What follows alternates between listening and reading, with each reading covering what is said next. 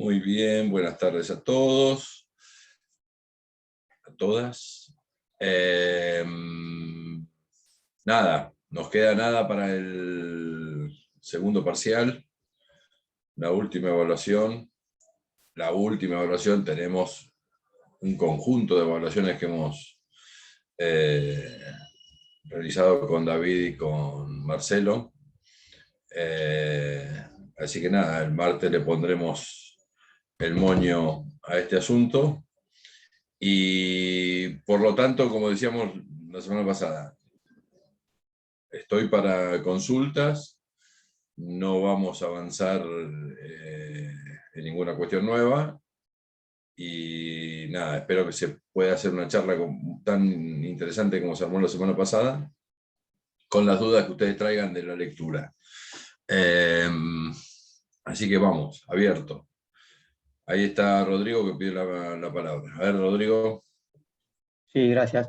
Tengo una duda, doctor, con respecto a la método de solución de controversias del Mercosur, porque, a ver, bueno, están los dos protocolos, el protocolo de Brasilia y el protocolo de Olivos. Según lo que leí del artículo, creo, de Sandra Negro, bueno, el protocolo de Olivos después modificaba el protocolo de Brasilia. Más que nada es una pregunta orientada al parcial. Teníamos que prestarle más atención al de Olivos, porque, a ver, prácticamente fue totalmente reformado por el de Brasilia por el de Olivos. Sí, tiene modificaciones importantes, pero básicamente las características del sistema de solución de controversias, estas críticas que yo le hago en términos de la politización, de que las únicas partes, los únicos legitimados, tanto para accionar como para ser demandados, son los estados, lo que lleva a una politización importante del sistema, que eso es exactamente igual, con uno y con otro. Las críticas sustanciales al sistema de solución de controversias pasan por otro lado, por un sistema que sea más ágil en términos de resolver las cuestiones. Y de tipo jurídico en esas instancias, donde cualquiera que vea afectado un derecho pueda concurrir. Acá lo tenemos circunscripto a los estados, lo que lleva a una alta politización, porque los estados son los que eligen qué materias son las que tienen entidad para ser motivo de una reclamación. Como del derecho, el Estado puede, digamos, obviar por la presentación, por supuesto, como decíamos, puede transar, puede cualquier circunstancia. Y bueno, en el medio están derechos de los particulares que se están jugando. ¿No? De los particulares creo que era en el de Olivos que se había abierto a que también lo hagan los particulares, ¿puede ser? ¿O me estoy confundiendo? No, cuidado. Yo Cuidado tenía que esa duda. Es una de las críticas importantes. Nosotros dijimos, o lo reiteramos, pero dijimos, básicamente hay tres cuestiones que intentó Olivos reformular. Y esto no está, creo que no tiene el trabajo de Sandra Negro. Básicamente son tres cuestiones que intentó reformular o mejorar el protocolo de Olivos. Perdón, el de Sandra Negro, lo leí de Sandra Negro que estaba subido al campus, era cumplimiento e implementación de los lados en el Mercosur. Bueno, pero esto surge de un trabajo mío, que yo no sé si tiene que estar ahí en el campus. Es un trabajo mío que analiza específicamente Marcel, sí, el mecanismo de solución de controversias, y yo hago básicamente tres cuestiones. Hago la crítica general al sistema, que ya les digo, es igual, en cuanto a las críticas, es igual al sistema de Brasil y de Olivos. Tres cuestiones que intentó reformular Olivos respecto de Brasilia eran el acceso a los particulares, el carácter zigzagueante de las sentencias, y en tercer lugar, ayúdenme. La cuestión prejudicial. Exactamente, la idea de tomar el tema de la cuestión prejudicial. En primer lugar, la cuestión del acceso a los particulares, es nulo el aporte del protocolo de Olivos. es nulo porque lo único que dice es los particulares pueden concurrir a su sección nacional para hacer la reclamación dentro del ámbito nacional. Nada más. O sea que no dice nada nuevo respecto del acceso de los particulares. Dice lo que podían hacer antes mediante el lobby que seguramente hacían de acuerdo a sus capacidades respecto a digamos, de concurrir a la Cancillería para hacer una reclamación en un Estado del Mercosur. Eso no es ni más ni menos que lo que hacían antes sin que se lo habilitara a nadie, como no hay necesidad de ninguna habilitación para eso. No mejoró la condición de los particulares en las reclamaciones, no son parte de ninguna forma los particulares en las reclamaciones, con lo cual estamos en el mismo sistema que teníamos en Brasil. La segunda cuestión que decíamos, las características zigzagueantes de las sentencias, allí sí se constituyó el Tribunal Permanente de Revisión. Por sobre los tribunales ad hoc tenemos un Tribunal Permanente de Revisión. Y es un tribunal permanente, justamente, que hace que, por más que haya cambios en los tribunales ad hoc, como es alzada, va a atender a una uniformidad, bueno, a una coherencia, por lo menos, en las sentencias. Y decíamos, del tercer elemento, que había sido una buena iniciativa, en alguna medida, tomar la cuestión prejudicial, el modelo de la cuestión prejudicial europea para las opiniones consultivas en el marco de, digamos, de consulta al Tribunal Permanente de Revisión. Y nada, acá lo que vimos fue que las Cortes Supremas hicieron una reunión unos meses después de puesta en vigor el Protocolo de Olivos, acordaron que solo las Cortes eran las que tenían que canalizar esta opinión consultiva. Esto fue ratificado, como alguien me observó bien hace un par de clases, por una decisión del Consejo de Mercado Común, y ahí quedó como que los únicos habilitados para el requisito de la opinión consultiva eran las Cortes Supremas de los Estados. Y yo les dije, la característica esencial que tenía el modelo europeo es este diálogo que se producía entre los mejores jueces de Europa y los jueces más bajos de cualquier jurisdicción de los países europeos, que dialogaba con el Tribunal de Justicia de las Comunidades Europeas, y le mandaban el fallo con, digamos, mejor dicho, el fallo, la opinión o la consulta, se la mandaban con una fundamentación teórica, una fundamentación de carácter jurídico muy estricto, con lo cual el tribunal de primera instancia lo único que debía hacer es aplicarlo con ese fundamento. Lo que significó, lo que enriqueció el modelo europeo fue este diálogo entre los jueces de las primeras instancias y las más bajas de los países del proceso europeo, y aquel Tribunal de Justicia de las Comunidades Europeas. Y acá lo que hicieron fue nada, como les decía yo a ustedes, yo no conozco ningún juez que, si tiene que aplicar normas del Mercosur, diga que no sabe cómo aplicarlas. No se me ocurre que vaya a decir eso y que haga todo el procedimiento de decirle a su Cámara que no sabe cómo aplicarlo para que la Cámara le diga a la Corte. Digamos, le sacaron la esencia digamos, al modelo, al sistema. Básicamente eso. Yo lo leí hace mucho tiempo, el trabajo de Sandra Negro, parece, digamos, indudablemente debe estar excelentemente bien hecho, pero hay algunas cosas que no recuerdo si ahondaba en estas cuestiones que son las que, nada, particularmente a uno le interesa más que ustedes sepan.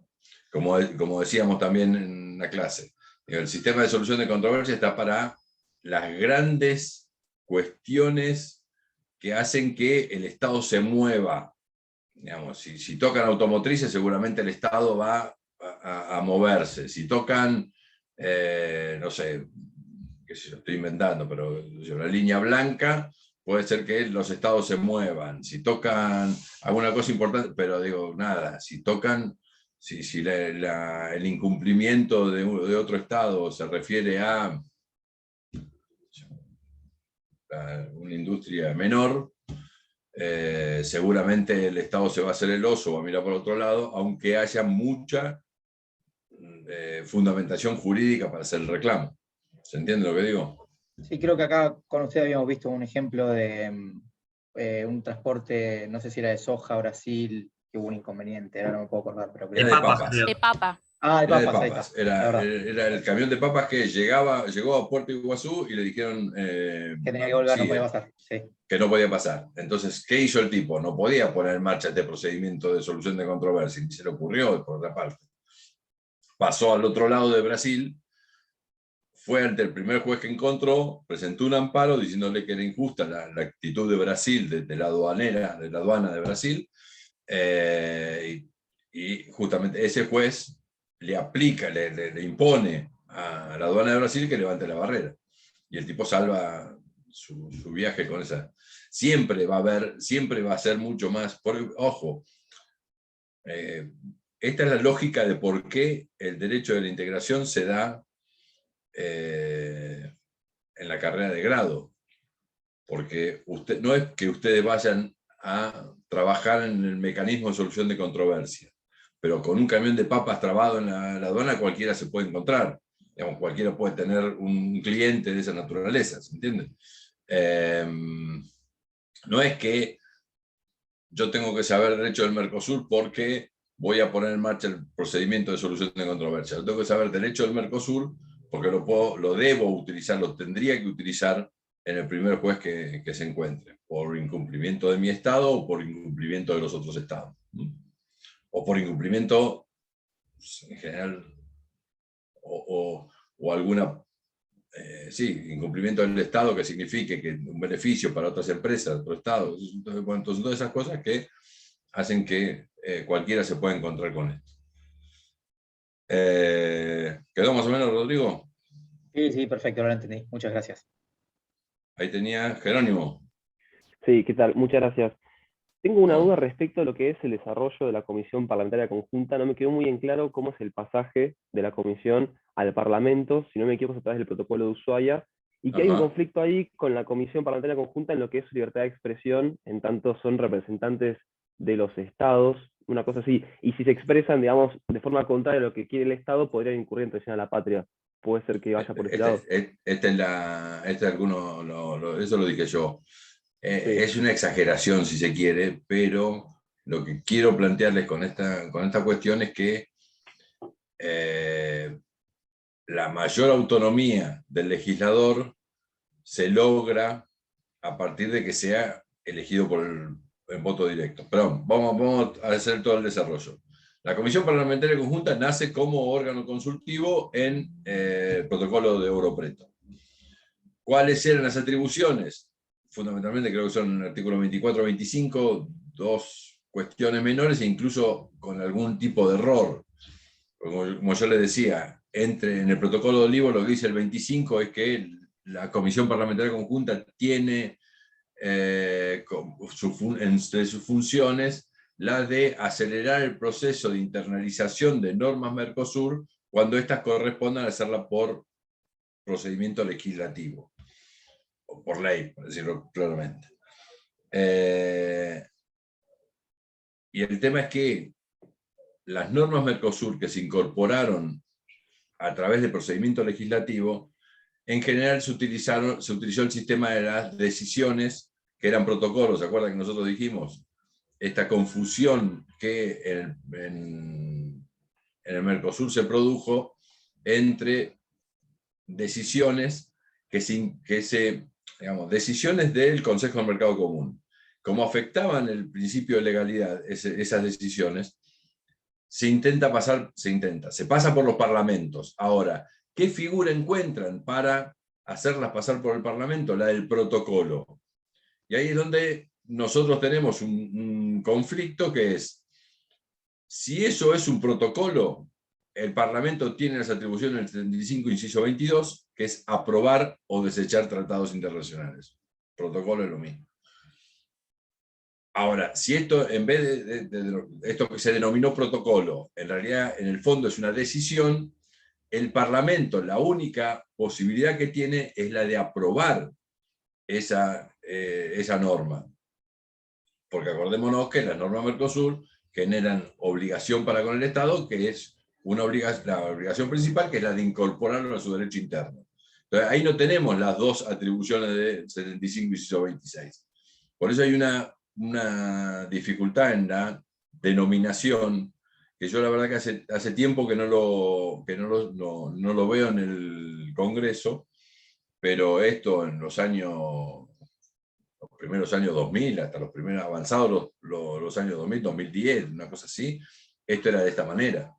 O sea, cuando el Consejo del Mercado Común entendía que la norma afectaba el principio de legalidad, la denominaba decisión, pero la mandaba como un protocolo, para que interviniera el Congreso. Ahora, y acá venimos a la parte de la Comisión Parlamentaria Conjunta, cuando entra un protocolo, tanto en la Cámara de Diputados como en la Cámara de Senadores, no va a la Comisión Parlamentaria Conjunta. La Comisión Parlamentaria Conjunta son 8 senadores y 8 diputados que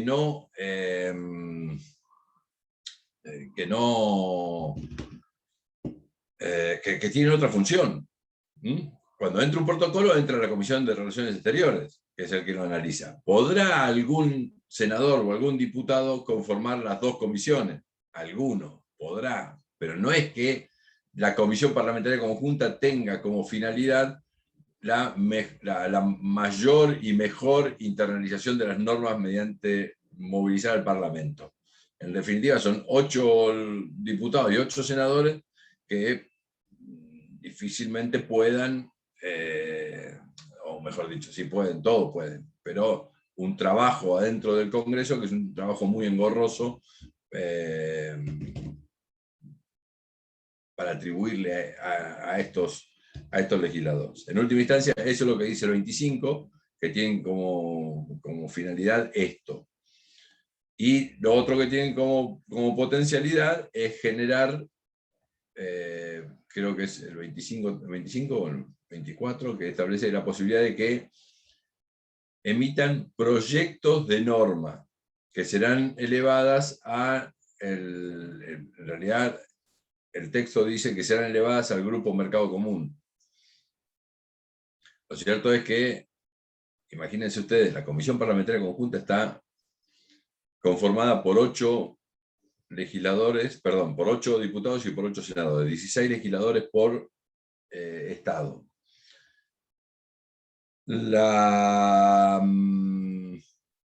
16 senadores por Estado, por 4, que es la mayor parte del tiempo que estuvo funcionando con 4, significaban 72, 6 por 74, ¿cuánto?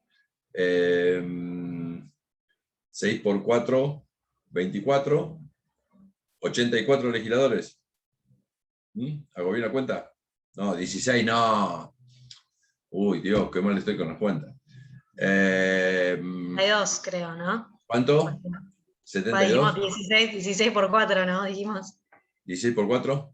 Sí, ¿Qué estamos? 64. 64 legisladores. Imagínense, un legislador de nuestro país.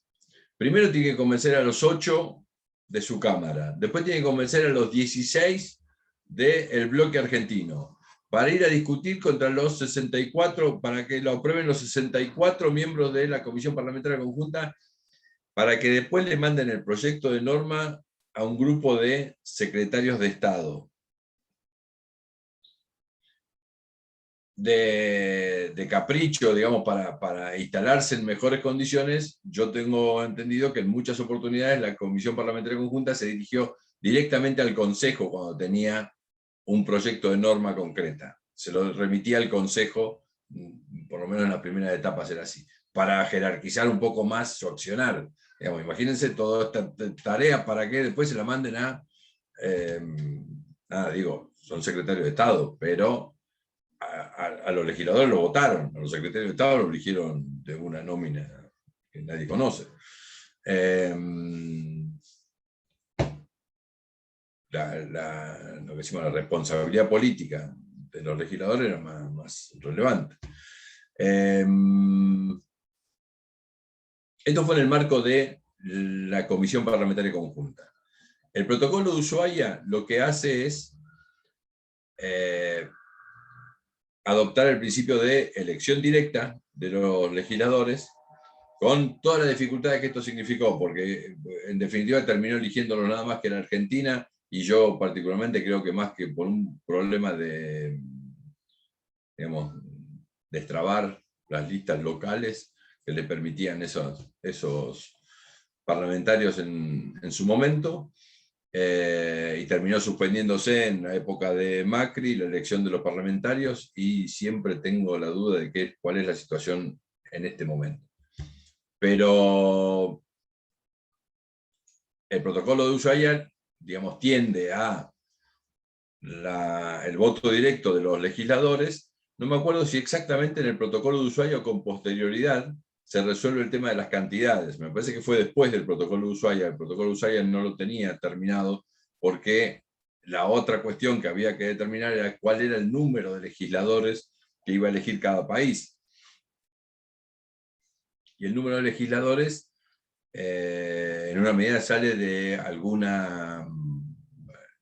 digamos, de algún acuerdo que alguno lo puede considerar caprichoso.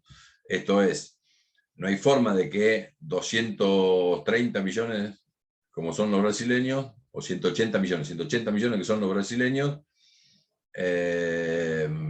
o 130, no me acuerdo, con 40 que somos nosotros, con 3 que son Uruguay y 10 que son los paraguayos, una cosa así, las poblaciones.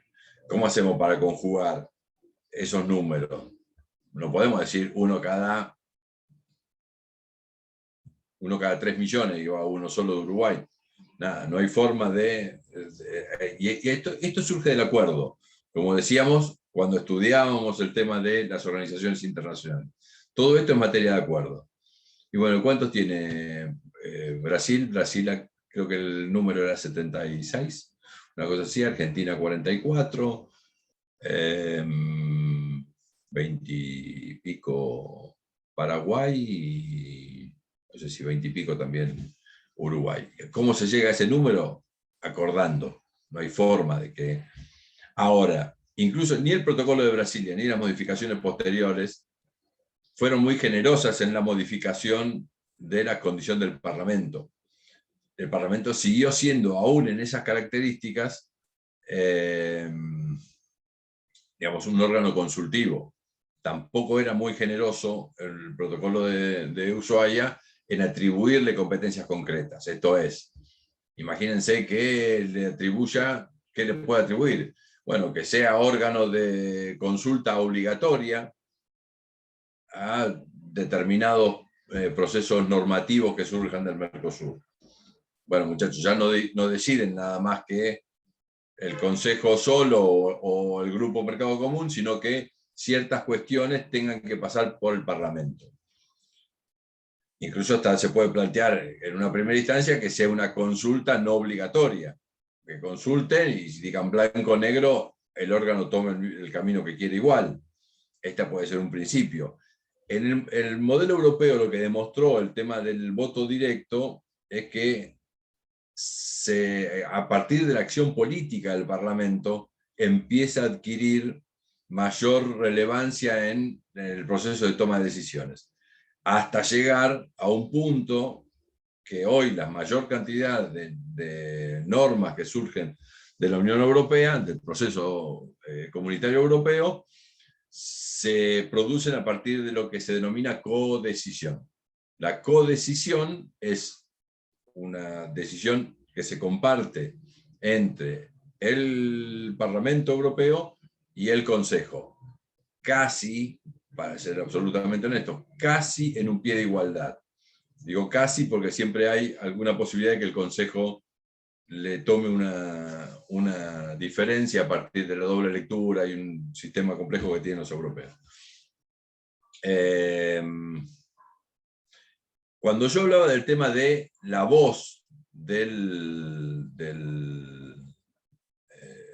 digamos, de los parlamentarios, yo digo, en el modelo de la Comisión Parlamentaria Conjunta, ellos forman parte de una sección nacional. Y esto de la sección nacional hace un poco de ruido, más que nada en términos de lo que es un parlamento. Hace un poco de ruido porque yo estoy, digamos, debo estar en ese concepto de sección nacional. Y como ustedes saben, la política exterior la conduce el Poder Ejecutivo. Y si el Poder Ejecutivo me dice que esta es la política exterior, yo no puedo salir del país a decir cualquier barbaridad. Esto está mucho y muy flexibilizado al día de hoy. Bastante flexibilizado y demás. Y mucho más para los parlamentarios. Pero básicamente están constreñidos a una actitud corporativa, para decirlo de alguna manera. Lo que evita, lo que impide, en alguna medida, es que los impide o dificulta que los parlamentarios de la oposición de un país charlen con los parlamentarios de la oposición del otro país, o fomenten ciertas políticas de la oposición del otro país.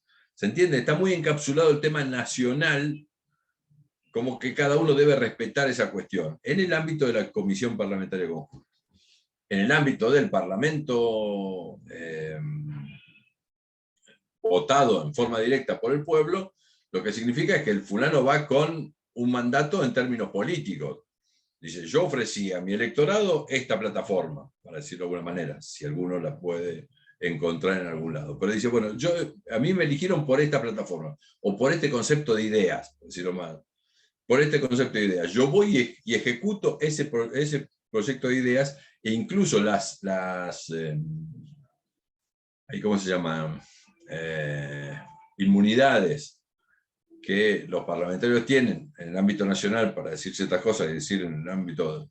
Bueno, ellos también la adquieren en el ámbito internacional a partir de que tienen derecho, en ese caso sí hay una mayor libertad para oponerse a lo que es la política oficial de su país. Ellos ya son votados para otra cosa, ¿se entiende? Entonces ahí hay una salida a este planteo de la preocupación mía de que se encorsete. Es una exageración lo de traición a la patria, pero digo, a algunos se le puede ocurrir, acaso ocurren tantas cosas. Digo, miren muchachos, si la política exterior va para allá y este fulano dice una cosa contraria, y eso traiciona a la patria. ¿Por qué? Porque nosotros estamos trabajando en dirección a... es muy difícil hoy plantearlo en estos términos, pero digo, lo encorseta al legislador a no tener la libertad necesaria para que su accionar sea absolutamente en función de las ideas. Y por eso cuando nosotros miramos el Parlamento Europeo, vemos que los parlamentarios se sientan al lado de parlamentarios que piensan igual, no que son de su país. Entonces tenemos un bloque del socialismo europeo, tenemos un bloque de los conservadores europeos, tenemos un bloque de los verdes europeos, tenemos un bloque que piensa igual. Y sin duda está compuesto por legisladores parlamentarios de distintos países. Quedó más o menos, Jerónimo, ¿no? Sí, quedó claro. La lástima es que se me cayó justo al final de la explicación. Recién se me cayó un minuto. Pero bueno. Voy a dar la grabación igual, no te preocupes, Ricardo, pero entendí. Me quedé hasta que empezaste a hablar de la parte de la exageración del concepto de traición a la patria. A ver, lo que yo digo puede ser una exageración el tema del conflicto, de lo que yo planteo, como que a alguien se le ocurra plantear que hay un traición a la patria, digamos. Pero el legislador no tiene libertad. Si es el delegado del Parlamento argentino, porque encima ese tema de que sale de una designación que hace el Parlamento, tanto el Congreso, la Cámara de los Diputados, como la Cámara de los Senadores, designan ellos, todo el cuerpo designa a los 8 diputados y los 8 senadores. Entonces, el tipo está constreñido a seguir alguna regla, algún camino, no puede irse de ese tema. Cuando, en realidad, la voz del parlamentario tiene que ser la voz de la libertad de conciencia y responderle a los votantes. ¿Se entiende? Entonces, el tipo que viene votado por el pueblo directamente dice, bueno, muchachos, a mí me importa 3 cuernos cuál es la política argentina, la política exterior argentina en tal cosa. Yo pienso de tal manera y a mí me votaron para eso. ¿Se entiende, Jerónimo, más o menos? Sí. A ver, y eso promueve, promueve que el órgano sea en algún nivel supranacional, o como lo es en el ámbito europeo, que es un órgano que no tiene delegados, primero no tiene delegados de los estados, sino que son tipos votados estrictamente por el pueblo, con lo cual están allí en términos de libertad, y su visión es una visión política que hace que la nacionalidad de los parlamentarios quede en segundo lugar. Siempre habrá alguna cuestión, alguna limitante o algún consejo que le haga alguno, pero en última instancia él debe responder exclusivamente a sus ideas y a sus votantes. Okay. Perdón, Muchas gracias, corté a alguien Ricardo. que no... Corté Gracias. a alguien que Sí, iba a sí, decir algo. justo igual iba a decir con eso, si esa justo era una gran diferencia con el sistema de la Unión Europea, con lo que es los eurodiputados y eso. Claro, los eurodiputados lo votan el pueblo y van y se sientan en el Parlamento Europeo y dicen lo que piensan, y se sientan al lado de tipos que piensan como él, sea de Luxemburgo, estoy pensando en un parlamentario español, va y se sienta al lado de un francés, de un italiano, de cosas que piensa parecido a él. Las afinidades de los bloques son en términos ideológicos, no son en términos de nacionalidades. Porque otra vez, lo de la nacionalidad tira para afuera. Acá supuestamente se intenta que haya un impulso a la integración, que entre otras cosas es la integración de las personas. Justina. Sí, quería hacer una pregunta igual más puntual, que es también, después no quería interrumpir, pero voy a un poco de la mano al protocolo de Olivos, respecto de cuando se incorpora el Tribunal Permanente de Revisión, queda igualmente la posibilidad, ¿no?, de recurrir al Tribunal ad hoc. Lo que varía es la posibilidad de recurrir o no. Tenemos los dos caminos, se nos abren los dos caminos. Perfecto. Ojo, perdón, además de todos los caminos que se abrieron con la posibilidad de elegir foros internacionales o mecanismos de solución de controversias ajenos. Dentro del sistema de Mercosur tenemos los dos caminos. Elegimos el Tribunal ad hoc o elegimos directamente el Tribunal Permanente de Revisión y evitamos el Tribunal ad hoc.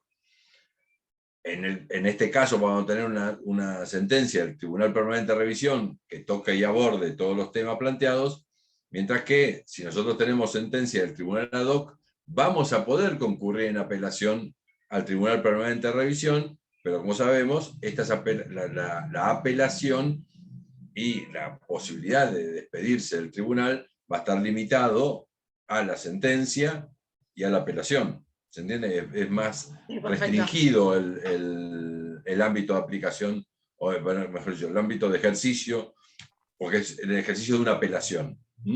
¿Se entendió esto? ¿Es así? Es un No, laudo, es así, ¿no? no, digo, es así. Digo, ¿se entendió? Perdón, Jerónimo. Sí, no, es un laudo, ¿no? Lo del Tribunal Sí, ¿qué dije yo? de Revisión. Sentencia. Sentencia, no, perdón. Laudo. Muy bien, Jerónimo. No, ya me estaba mezclando. Son laudos arbitrales, no son sentencias. Exactamente. Gracias. Franco. Sí, profe. Entonces, básicamente, cuando el Tribunal Permanente de Revisión revise el laudo, se va a poder únicamente expedir sobre las cuestiones de derecho, si no entendí mal. Absolutamente, siempre. Exacto. No solo las cuestiones de derecho, ojo.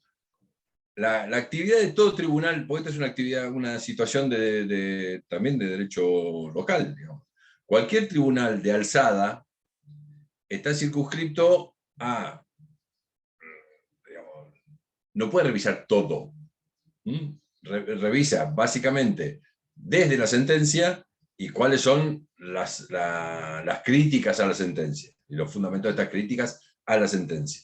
Por eso decimos que en alguna medida este accionar es más restringido, siempre va a ser en función del derecho, que si le damos la derecha, si le damos la posibilidad al Tribunal Permanente de Revisión que se expida sobre el conjunto de la situación, que es ir derecho al Tribunal Permanente de Revisión.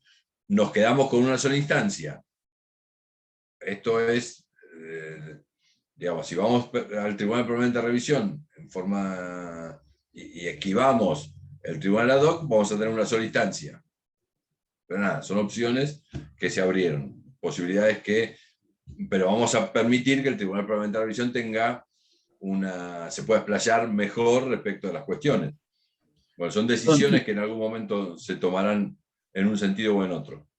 Una pregunta, y para tomar la decisión de por qué opción optar, digamos, va a depender 100% del caso. De los acuerdos de los estados. De los acuerdos de los estados. Okay. Los estados se acuerdan, bueno, vamos por este lado, vamos por el otro, los que tienen la controversia. Nada. Profe, le hago una preguntita. Y para ir al otro sistema de solución de controversia de otro sistema. Tiene que acordarse, por supuesto. Tiene que estar acordado entre los estados. Dejamos los sistemas de Mercosur y vamos a la OMS. A ver, perdón, la OMC. Pero, a ver, dejamos totalmente de lado los sistemas del Mercosur y vamos a otro, no es que es así, lo dejamos de lado y vamos al otro directamente. Sí. Ojo,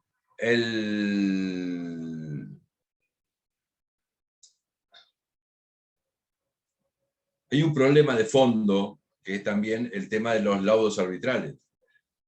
Cuando termina la cuestión, yo lo dije esto en su oportunidad, lo podemos reiterar, cuando yo termino con una sentencia, con un laudo arbitral, que me dice que tengo razón, yo, Estado A, tengo razón, y que el Estado B debe modificar su accionar y hacer tal o cual cosa.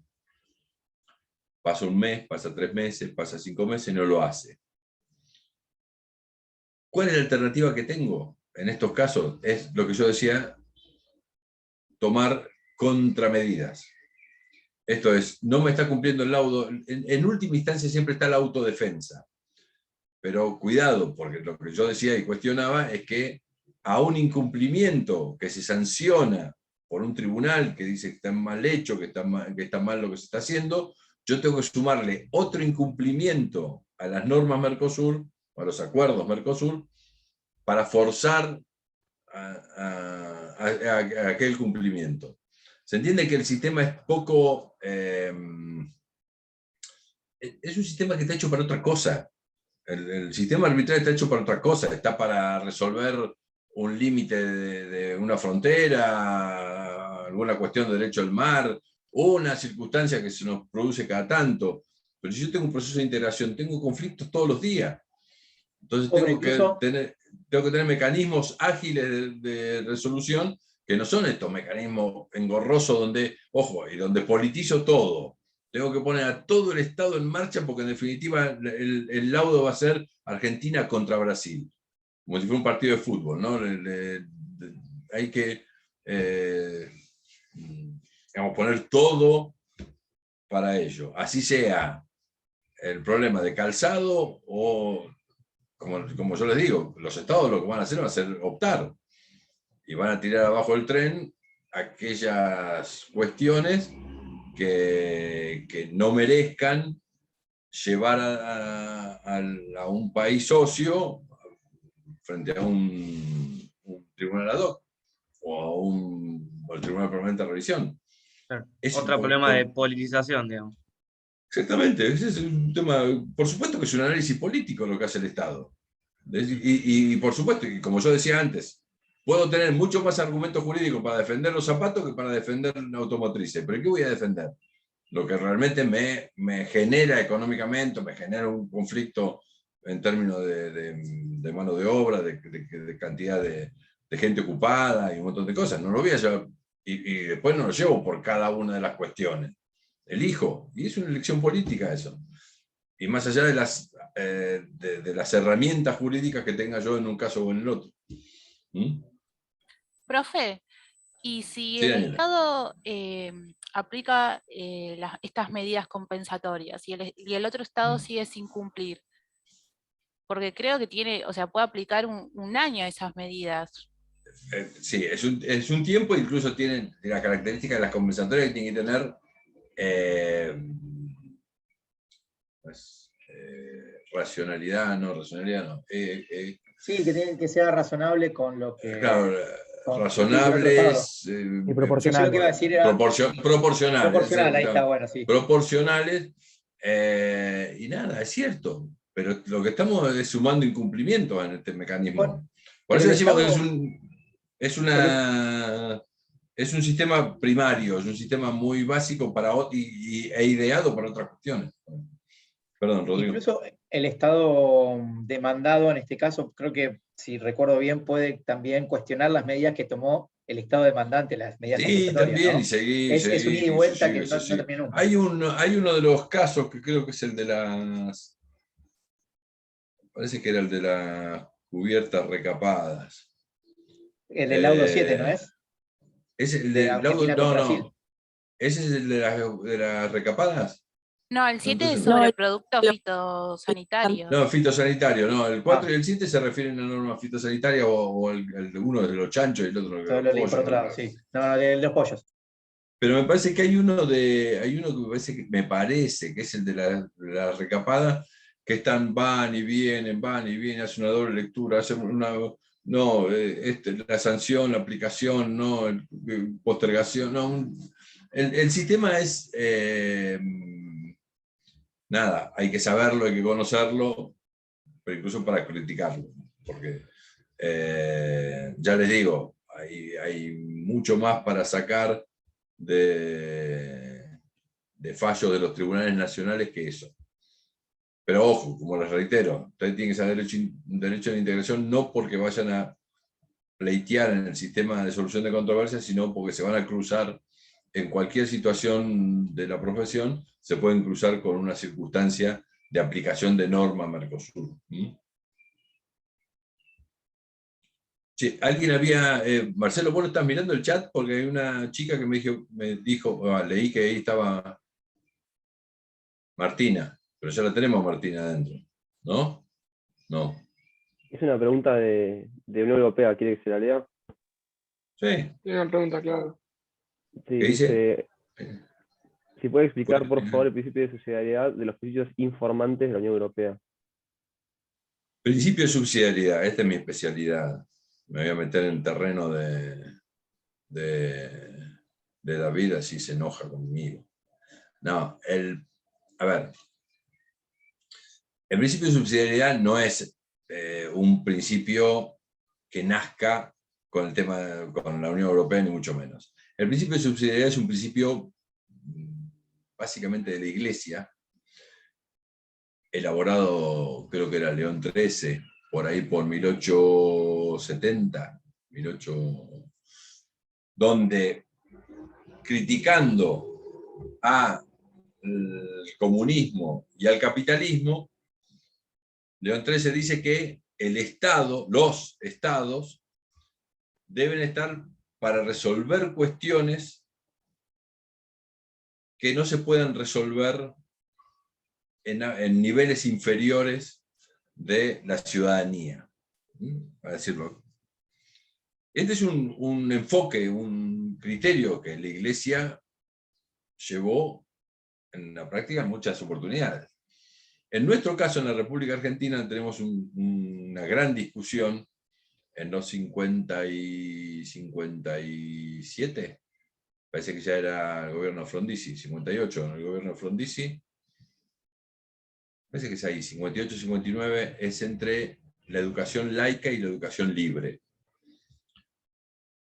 La educación laica y la educación prestada por el Estado, igualitaria para todos,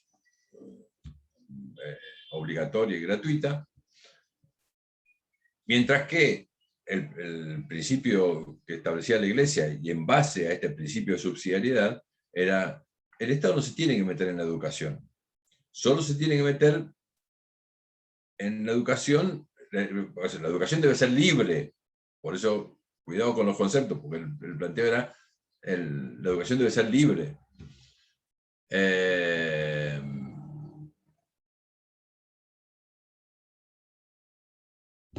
Por supuesto, por ese criterio, por ese problema, el principio de subsidiariedad, dicho o mencionado en la República Argentina, tiene un poquito de mala prensa, para decirlo de alguna forma.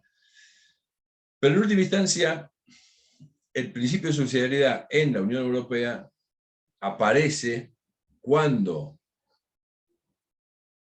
los estados en alguna medida advierten que el poder que ellos le habían otorgado a los inicios de la Unión Europea, Comunidad Económica Europea, Mercado Común Europeo, Comunidad Económica Europea, Comunidad Europea, en los inicios, las atribuciones que ellos le habían dado, el organismo las había ampliado en forma considerable.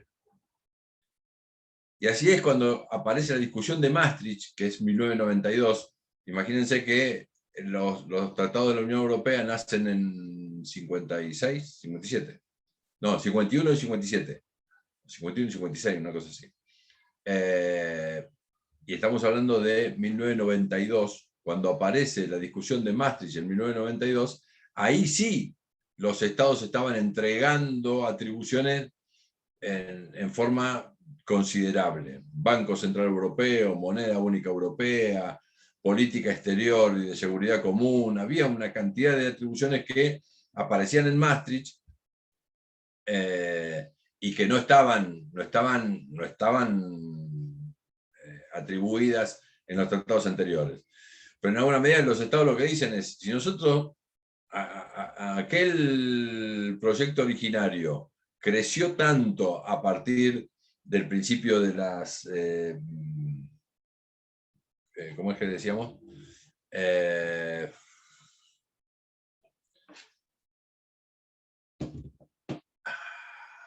Competencia de atribución.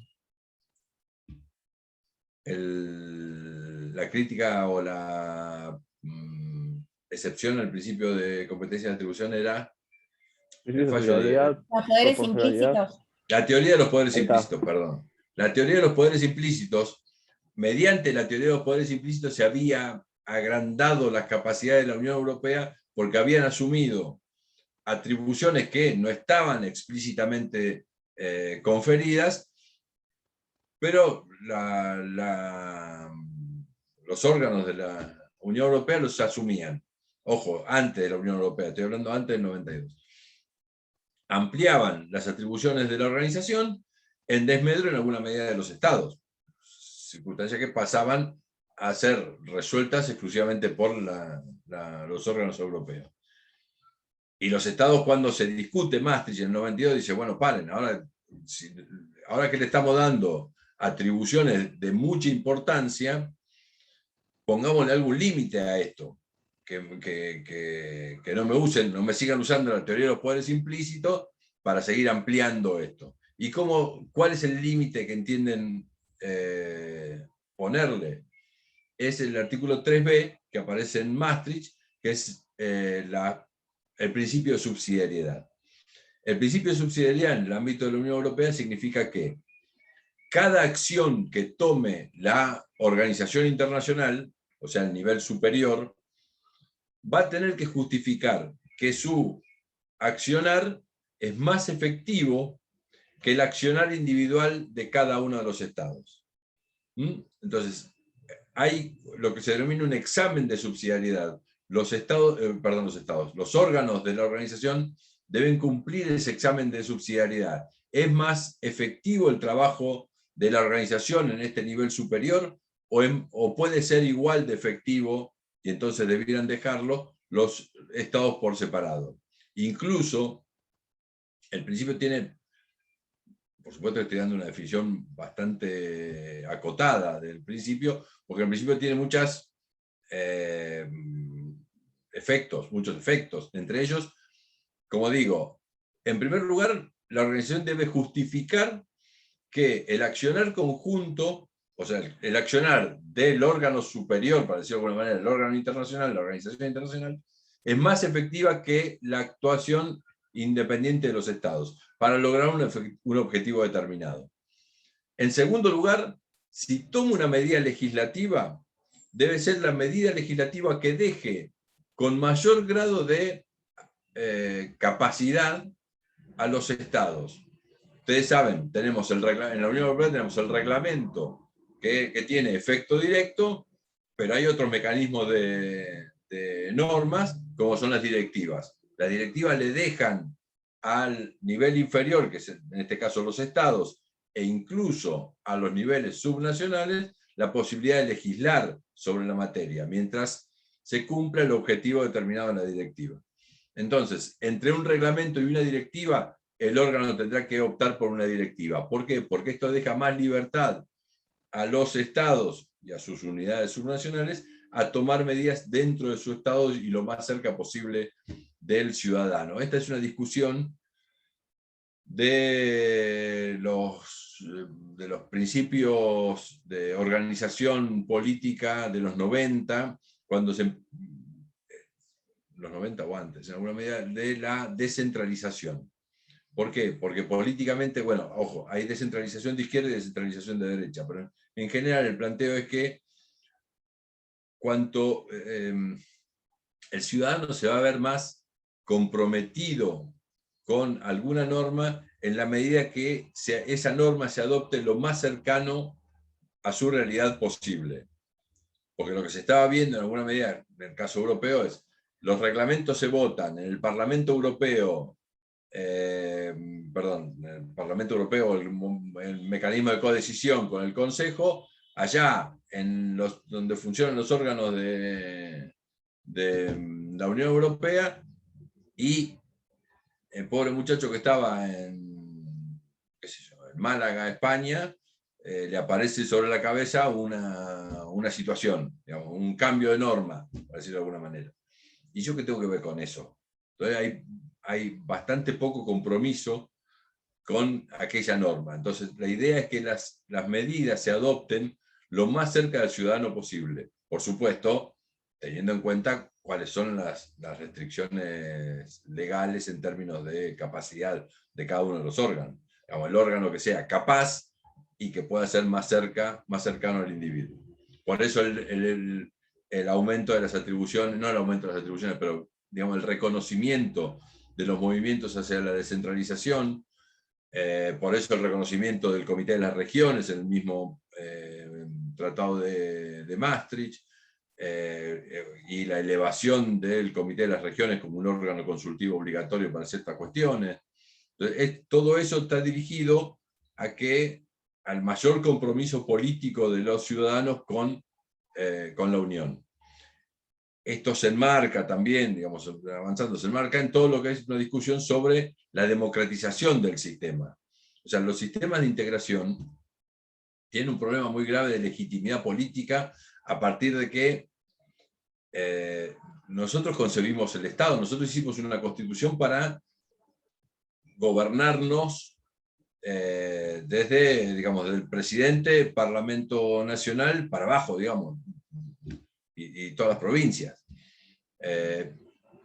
Y tenemos más o menos el sistema político aceitado para manejar estas cuestiones. Ahora, cuando aparece este órgano, que es los órganos de integración, en general están conformados por poderes ejecutivos, y las grandes decisiones las adoptan, ojo, europeo o Mercosur, Consejo del Mercado Común. Son 8 ministros. Y no pueden estar, digamos, hay grandes dificultades para que ello sea concebido en términos democráticos, ¿entiende? Por eso el énfasis en el tema de los parlamentos, por eso el énfasis en la discusión sobre el voto directo de los parlamentarios, que tengan mayor libertad para expresar los parlamentarios, pues en última instancia son eso. ¿Por qué? Porque lo que queremos es que ese sistema de producción normativa, que como siempre les digo, es un sistema de producción normativa nuevo, que no teníamos concebido en nuestra Constitución, aparezca lo más democrático que se pueda. ¿Mm? Y en algunos planteamos no solo democrático, sino también federal. Pero esos son...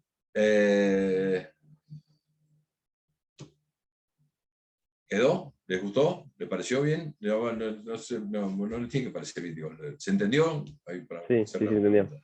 Sí. Sí, era perfecto. Esa parte, nada, me enfervorizo, porque esa es la cuestión, a mi modo de ver, esa es la cuestión. Hay afectación al principio de legalidad en muchas oportunidades, cuando están tomando decisiones tipos con poca responsabilidad política. O sea, ¿quién conoce el nombre de 5 secretarios de Estado? Si sabemos 5, nada. Ahora creo que podemos conocer todos 3. Salvo que alguno trabaje ahí, qué sé yo. Pero el ciudadano común no conoce a los secretarios de Estado. Y mucho menos lo votó, digamos, nada. Votamos un presidente en última instancia, pero el presidente incluso lo votamos por una cosa, no para que dicte normas de carácter general. Para eso votamos un Congreso.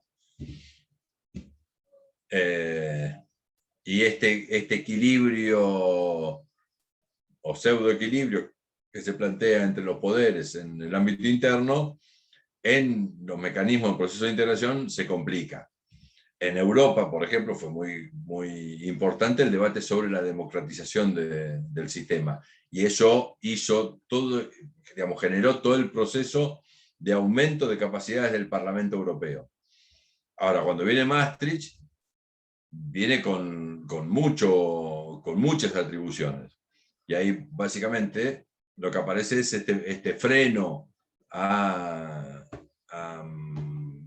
la utilización de la teoría de los poderes implícitos por parte del principio de subsidiariedad.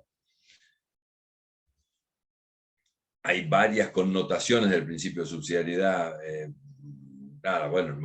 mayor peso político de las unidades subnacionales, como decíamos antes, Comité de las Regiones, obligatorio el Comité de las Regiones para algunas cosas, este examen de subsidiariedad, esto de que la organización deba exponer que es imprescindible la utilización de los instrumentos de la organización, porque los estados por sí mismos no pueden llegar al mismo objetivo. Hay todo un trabajo de parlamentos nacionales, porque el principio de subsidiariedad supuestamente también lo controlan los parlamentos nacionales.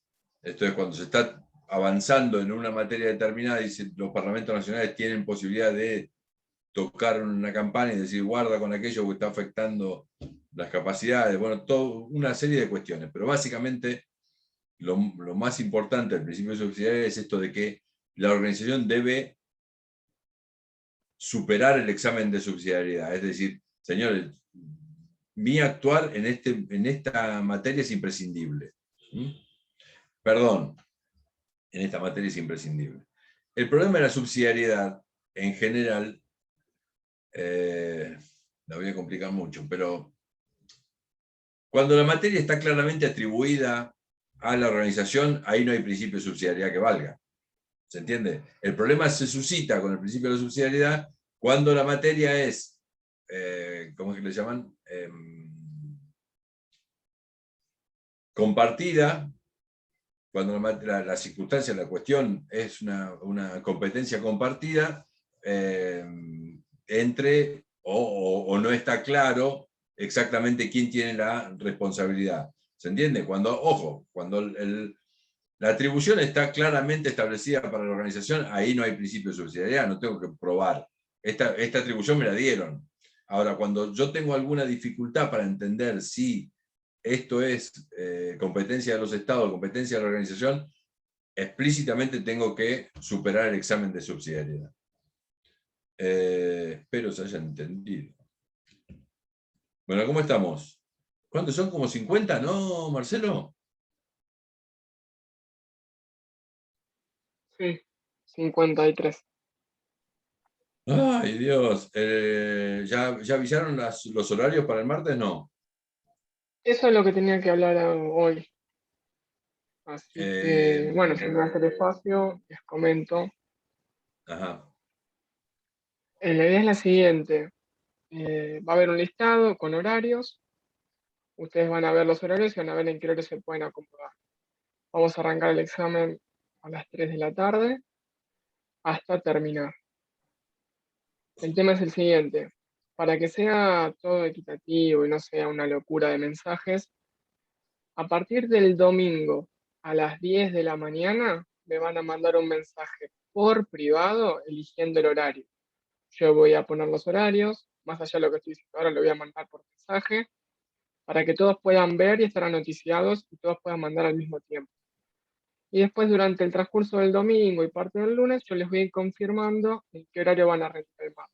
¿Está bien? Si todos se ponen a las 4, evidentemente van a empezar a rendir 5, 5 y media, 6. Entonces, intentemos de, en lo posible, ver de respetar el horario de clase, y los que necesitan antes, y los que necesitan después por algún motivo, también pónganlo. Por ejemplo, la opción va a ser, ya el horario de las 3 ya va a estar ocupado por lo que dijo David, los alumnos que ya marcó, así que puedo hacer de 4 a 4 y media. Entonces me van a poner, yo elijo el horario de las 4.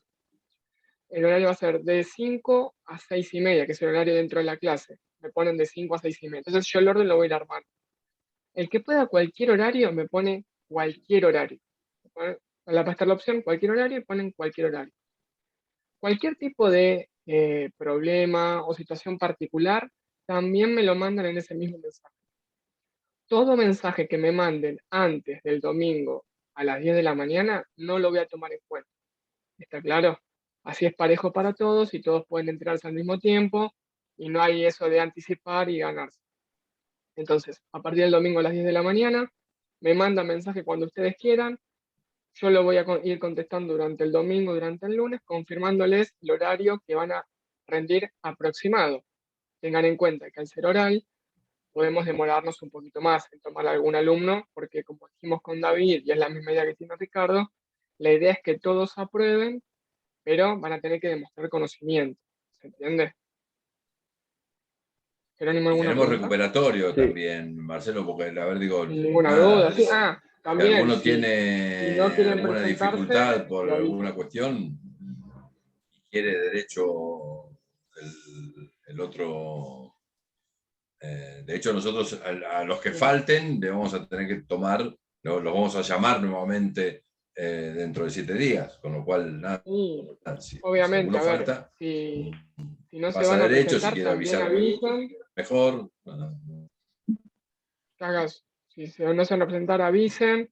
Mismo el mismo día, si por algún motivo no se quieren presentar al último momento, avisen. Pueden presenciar los exámenes orales sin ningún problema. Por más que no les toque el horario y quieren entrar a escuchar, no hay ningún problema. Obviamente se va a ir respetando el orden que se fueron anotando, así que si les toca a las 6 y se presentan a las 4, pueden escuchar, pero se les va a tomar a las 6. ¿Está? Sí, Jerónimo.